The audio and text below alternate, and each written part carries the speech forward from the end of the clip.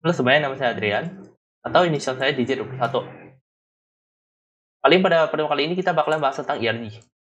Oke, jadi apa sih ERD? ERD itu merupakan visualisasi yang kita gunakan untuk menggambarkan hubungan atau relationship dalam suatu database. Nah, jadi biasanya kita menggunakan ERD itu setelah kita sudah melakukan namanya normalisasi. Nah, di sini paling aku ada contoh normalisasinya. Seharusnya normalisasinya saya sudah buat sampai 3NF. Tinggal dari normalisasi ini atau ya normalisasi yang sudah saya lakukan, saya akan convert dia menjadi ERD. Sehingga saya bisa lihat visualnya lebih bagus atau hubungan antara tabel ini lebih kelihatan. Oh, kita pakai ERD. Paling langsung mulai aja. Di sini paling ERD itu kepanjangannya merupakan entity relationship diagram. Jadi intinya kita memvisualisasikan hubungan antara suatu tabel, hubungan antara beberapa tabel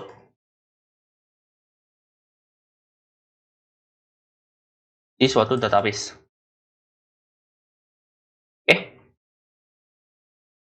Di sini ERD itu terdiri dari consist of entity, di mana entity itu juga terdiri dari atribut. Nah, jadi ERD seperti namanya entity, berarti isinya entity relationship diagram, berarti isinya berarti entity. Nah, dan entity itu nanti ada namanya atribut. Atribut itu apa? Paling kalian bisa bilang entity itu seperti objek kalau di OOP. OOP atau Object Oriented Programming, kan dia berdasarkan objek ya. Nah, di sini entity kita bisa bilang sebagai suatu objek, dan di mana atribut itu yang mendeskripsikan si objek itu. Nah, jadi juga sama. Atribut ini mendeskripsikan si entity. Dan paling di sini kita bakalan ya cover aja ya si 3NF ini menjadi ERD. Paling di sini saya pakai visual paradigm aja untuk membuat ERD-nya.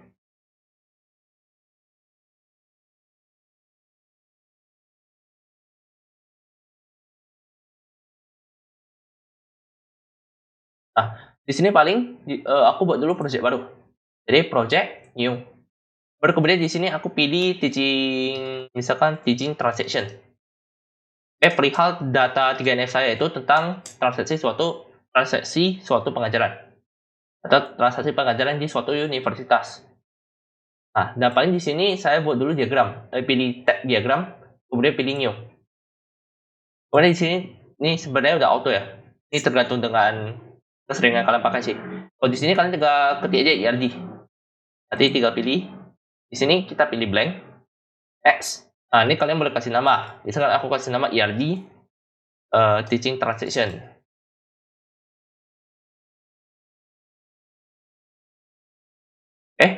Kemudian kalau udah, di sini langsung ke buat ya. Ada suatu tab tentang tutorial yang kita gunakan dan juga workspace ini intinya workspace kita sih. Dan tab kosong ini kita tinggal masukin aja entity kita. Dan di sini paling kita langsung mulai aja dari gambarnya. Jadi saya buat samping-samping aja biar lebih mudah dilihat. Di sini paling kita convert aja tabel si transaction ini menjadi entity. Caranya untuk membuat entity di Visual Paradigm simple. Kalian bisa drag and drop entity-nya atau klik kanan add shape entity. Jadi di sini saya buat dulu entity ini, saya zoom, saya ganti jadi transaction. Kemudian saya tambah aja kolom. Nah, di sini untuk kolom itu atau tadi klik kanan, new kolom, itu kita membuat atributnya. Jadi ya itu bentuknya kayak gini. Nama entity-nya, baru kemudian terdiri dari atribut-atribut yang mendeskripsikan si transaksi ini atau entity ini. Nah, jadi di sini untuk atributnya kita sebenarnya 3 convert atau convert aja nama kolomnya dan kita masukkan jadi kolom ini. Nah, dan di sini kita paling ganti aja jadi teacher code.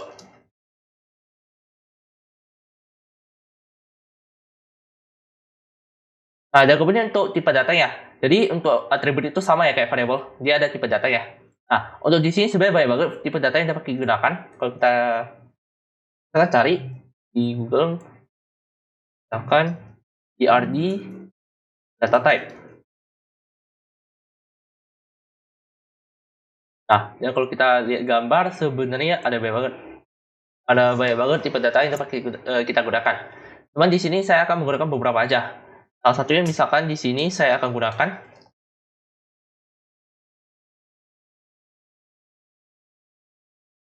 yang saya gunakan itu source-nya nanti integer untuk bilangan bulat. Dan kemudian ada char untuk karakter. Varchar juga sama untuk karakter. Bedanya ini, varchar ini ukurannya dinamis. Jadi kalau misalkan dia udah melewati ukuran yang diberikan, misalkan di sini saya kasih 10, nah, dan apabila tulisan kalimat yang saya berikan itu memiliki 11 karakter, dia akan berbesar sendiri ukurannya. Kemudian kalau char varchar udah kelar, di sini juga ada namanya block. Block itu untuk menampung image. Kemudian ada float. Float berarti bilangan desimal. Kemudian ada juga time. Time itu mendeskripsikan waktu. Dan date nggak ada. Dan masih ada banyak banget. Ini source-nya yang cukup sering kita gunakan. Nah, dan source-nya untuk integer ini juga ada parameternya. Itu berapa gede. Ini kita bisa hitung sebagai berapa banyak digit yang dapat didengarkan. Terus kan saya kasih 5, 3 aja deh. Berarti maksimum itu source-nya kayak gini. Source-nya kayak gini. Berarti 99. Ini maksimumnya. Kalau misalkan 3. Kalau karakter itu juga sama, konsepnya sama kayak varchar. Tapi varchar itu kan dia bisa ngatur ukurannya, bisa ditambah ya. Kalau dicari itu dia bakalan kasih maksimumnya doang. Jadi kalau misalkan kita masukin kalimat yang karakternya lebih dari 10, maka nggak bisa lagi. Dia bakalan error di database kita. Jadi ini paling ditanamin aja konsepnya.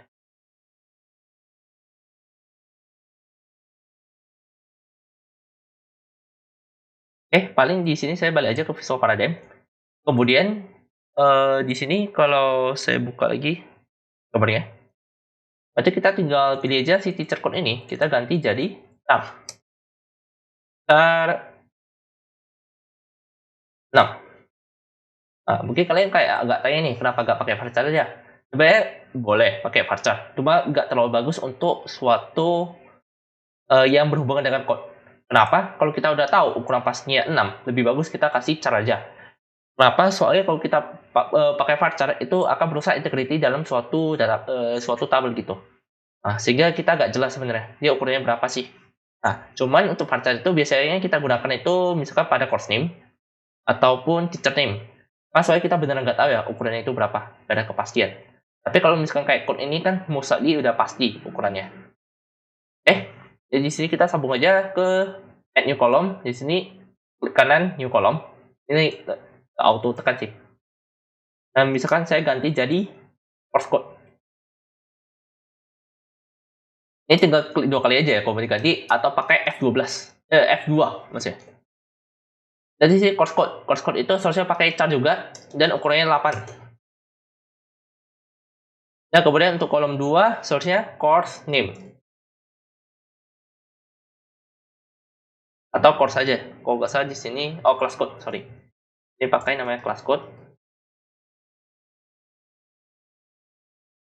Kemudian selanjutnya ada day, shift, dan day dan shift aja. Day. Kemudian kita buat lagi kolom baru, shift. Kalau udah cocok kayak gini. Nah, sekarang kalau kita udah masukin semua atributnya, sekarang kita bikin namanya PK dan FK-nya. Tapi untuk FK itu nanti ketika kita udah ada entity lagi ya. Jadi kita nanti aja untuk FK. Sekarang kita buat PK-nya. Jadi di sini untuk buat PK cukup simpel. Kalian tinggal pilih aja course code di kanan primary key. Nah, jadi di sini sebenarnya kalau kalian perhatikan aku ada tandain warna. Ungu itu untuk PK dan FK, hijau itu untuk PK, dan biru itu untuk FK. Jadi di sini course code saya klik kanan include in primary key dan juga sama. Dia langsung jadi primary key dari transaction ini. Dan pada kita sambung aja untuk entity selanjutnya, yaitu si course. Dan paling sebelum saya sambung ke course ini, sebenarnya data ini kalian bisa bikin jadi nggak null ya. Jadi n ini menunjukkan bahwa kolom ini nullable. Tuh. Jadi kalian bisa uncentang aja kalau mau. Kalau udah paling kita sambung ke course. Ke course itu kalian ya tinggal buat entity baru. Baru kemudian saya kasih nama course dan tambah kolom aja. Berarti di sini course code, baru ada course name, baru ada course group code, baru ada credit. Kemudian saya ganti semua tipe datanya. Di sini credit dan course group code udah benar integer. Course name di sini saya ganti jadi varchar ya. Kayaknya kita nggak tahu ya ukuran pastinya berapa ya. Jadi kita nggak pakai char. Di sini saya varchar. Misalkan di sini untuk suatu karakter itu, suatu varchar atau char itu maksimum parameternya itu 255. Jadi dia bisa menampung maksimum 255 karakter.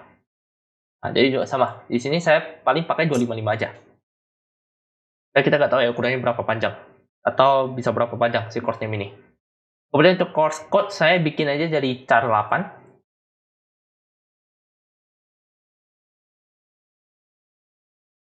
Dan seterusnya udah. Dan kita tinggal buat primary key di course code. Kemudian paling saya sambung ke namanya teacher. Kolom teacher, table teacher. Di sini ini aku zoom out dikit. Dan kemudian saya buat entity baru. Yang namanya teacher. Kemudian si teacher ini, saya tambah aja kolom digit 21. Maksudnya teacher code, teacher code. Kemudian teacher name. Ya udah. Paling teacher code jadi primary key dan kita ganti jadi char 8. Char 6 seharusnya. Ya, char 6. Dan name kita ganti jadi varchar 255. Kalau udah kita sambung ke entity selanjutnya. Jadi klik kanan add shape entity, kita buat yang shift. Ini saya add new column dan kasih shift. Baru start time.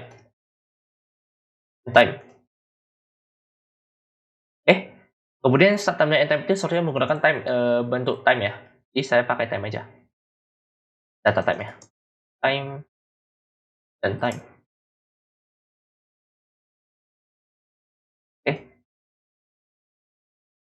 Kalau udah berarti shift-nya kita ganti jadi primary key. Dan selanjutnya kita sambung ke course. Ya, kelas dulu deh. Dari kelas kita buat lagi berarti entity. Kelas. Dan kita new column atributnya, kelas code. Kelas. Count of student.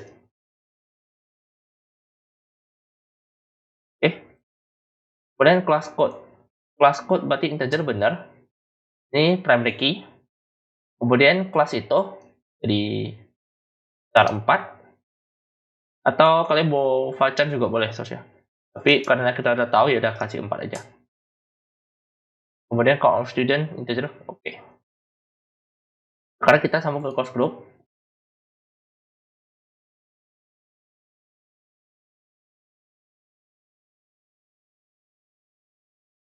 Kita tambah aja kolom baru di course group code.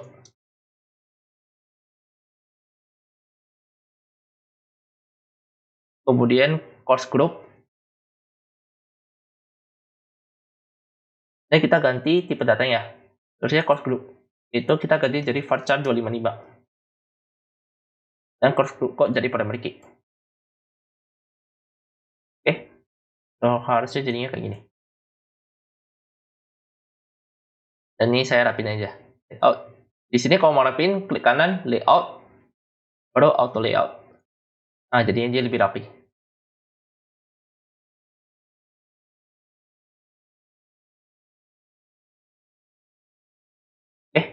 Lalu sekarang kita bakalan melakukan hubungan atau relationship antara entity ini.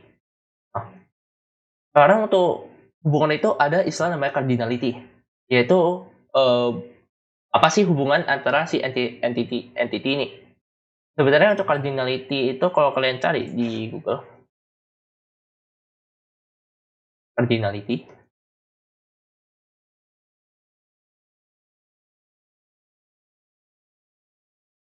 dia ada beberapa jenis kalau kalian perhatikan. Ada one, many, one, zero or one or many, atau zero or many. Atau sebenarnya kalau di visual paradigm itu kita bisa lihat cuma ada 4, yaitu one to many to one, dan many to many.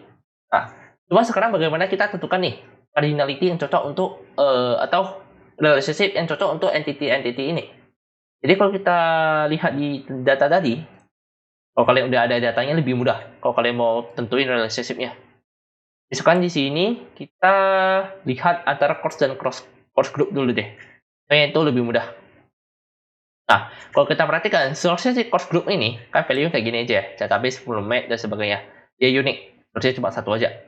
Nah, dan kalau kita perhatikan di course ini, harusnya course group code ini bakal berulang datanya. Kalau kalian perhatikan ini di row keempat, kalau kita hitung header-nya, ini 3, dan kemudian ini juga 3.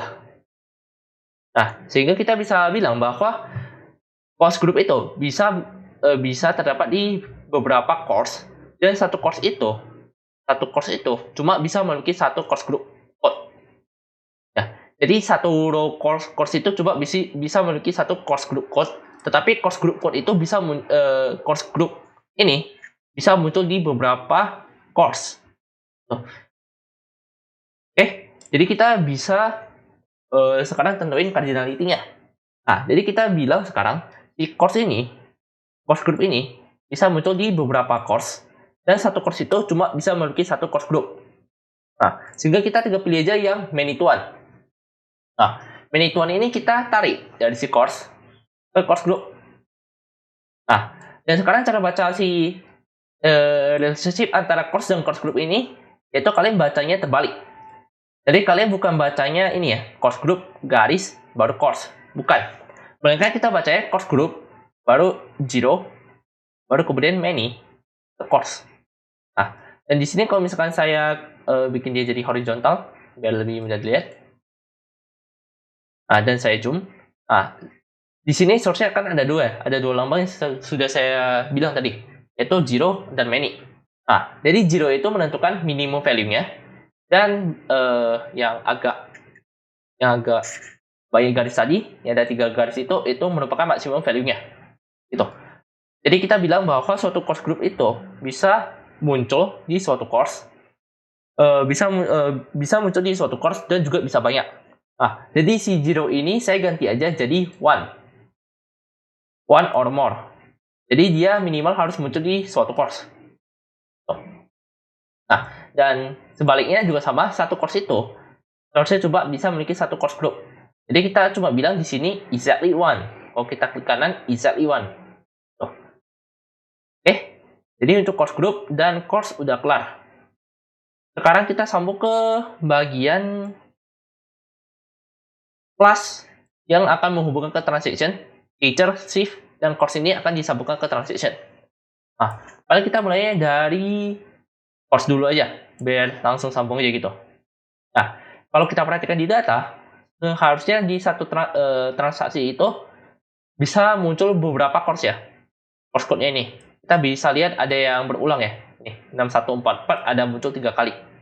Nah, sedangkan dalam suatu transaksi pengajaran, cuma bisa terdapat satu course code. Nah, jadi kita bisa bilang bahwa course itu bisa muncul di beberapa transaksi, sedangkan di satu transaksi cuma memiliki satu course. Jadi kita pilih aja many to one lagi, dan drag aja dari transaction ke course. Nah, dan seterusnya bacanya juga sama ya. Course itu ini paling kita ganti jadi course itu bisa aja muncul di suatu transaksi ataupun tidak muncul. Kenapa tidak muncul? Mungkin aja kan kalau kita lihat datanya, mungkin aja nanti ada course yang ditambah. Misalkan nanti ada SWP, Secure Web Programming. Cuman kan kita belum bilang ada transaksi pengajarannya. Jadi kita bisa bilang bahwa satu course itu mungkin aja nggak muncul di dalam suatu transaksi. Jadi zero or many. Kemudian kalau untuk ini tetap bisa one ya. Jadi satu transaksi kan cuma bisa memiliki satu course ya. Kalau udah selanjutnya kita sambung dari kelas. Nah, sebelum kita sambung ke kelas, seharusnya tadi ada tambah suatu kolom ya, yaitu course code. Nah, di sini paling tergantung dengan aplikasi Visual Paradigm kalian. Kalau di sini saya seharusnya dia auto kebuat kolom baru. Tapi padahal di sini kita sudah memiliki suatu kolom namanya course code ya. Jadi kita atur aja mapping antara foreign key-nya, foreign key dan primary key-nya. Jadi di sini untuk melakukan mappingnya atau ngatur mappingnya kita pilih klik kanan di cardinality-nya atau relationship-nya, open specification, dan kita pilih foreign key column mapping. Kemudian kita bilang aja primary key-nya udah bener ya, course code dari entity course, dan transition ini kita pilih aja course code. Dan kita apply, maka dia auto pindah. Jadi dia jadinya PKFK. Dan di sini saya hapus saja. Itu klik kanan, delete, yes. Itu. Kalau udah paling kita sekarang sambung dari kelas. Kelas itu juga sama ya. Seharusnya kalau kita perhatikan datanya, kelas code itu bisa muncul, seharusnya nanti bisa muncul beberapa kali ya di dalam suatu transaksi. Tetapi dalam satu transaksi itu seharusnya cuma memiliki satu kelas code. Cuma memiliki satu kelas code. Jadi kita juga bilang berarti tarik dari transition ke kelas. Kita bilang satu kelas itu mungkin aja nggak muncul di dalam suatu transaksi, tetapi juga bisa banyak. Dan kita tinggal atur mappingnya. Karena open specification, kita pilih class code. Transaksi, apply, oke. Kita hapus saja. Kalau udah selanjutnya kita sambungin teacher code dan shift-nya. Sekarang shift itu seharusnya juga sama ya. Yaitu shift itu bisa muncul di beberapa transaksi. Sedangkan satu transaksi, ya udah pasti satu shift doang. Jadi juga sama, kita tarik dari transition ke shift. Dan ya udah kelar. Dan kita mappingnya udah auto ya yang ini. Ya jadi foreign key. Jadi kalau yang ada tanda panah hijau ini sebenarnya foreign key. Dan yang kunci itu merupakan primary key. Dan seharusnya kalau kalian tadi sadar, primary key itu langsung auto bikin dia jadi unik dan juga non-nullable. Jadi dia udah nggak boleh null gitu. Cuman unik ini sebenarnya di database dia udah dibilang unik. Cuma untuk IRD dia nggak tunjukin sih uniknya. Nah, paling kita sambung ke teacher. Teacher itu juga sama ya seharusnya. Kalau kita perhatikan datanya aja, langsung untuk shift dan teacher. Shift itu bisa redundant. 3 daripada 3 gitu. Kemudian untuk teacher udah kelihatan banget ya. Di sini ini ada 5 transaksi. Ya udah, berarti bisa berulang. Nah, dan seharusnya untuk IRD-nya kayak gini aja. Jadi kalian tinggal pilih PKF, kalian bikin dulu, convert dari tabel menjadi entity. Kemudian kalian pilih tipe datanya untuk setiap atribut yang dibuat. Nah, udah convert dari entity, bikin atribut, pilih tipe data, kemudian pilih PK dulu, kemudian kita pilih hubungannya gitu. Kita tentuin hubungan antara entity-nya.